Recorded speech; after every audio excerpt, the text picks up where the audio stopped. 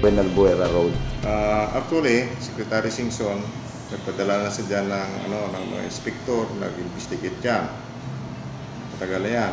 At saka kami, meron na sinabit doon sa Central Office ng mga video, yung during matapos yung project, yung actual construction, yung actual na situation niya.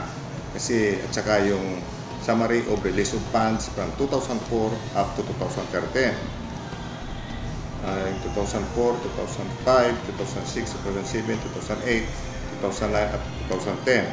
Yung 2000 from 2010 at 2011 to 2012, walang punto yan.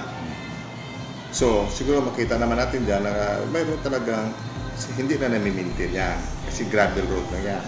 Katulad yung at saka wala namang dumadaan.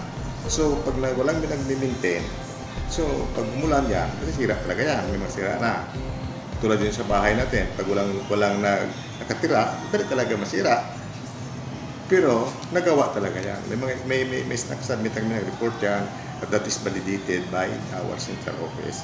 Hindi lang isang team, dalawang team nata, at saka yung during sa construction, mayroon naman lang inspector dyan, may inspector dyan. At saka may mga may mga photo video din kami. Yung binibidyuhan from start hanggang sa matapos doon sa may Tagpas Bridge na yung bagong tapos yan. So yun siguro magkita naman yan.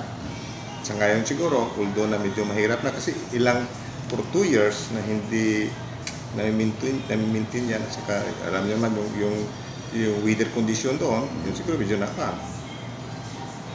At saka yung after sa may proposed na Tagbas Bridge, naka-opening na sila doon. Okay.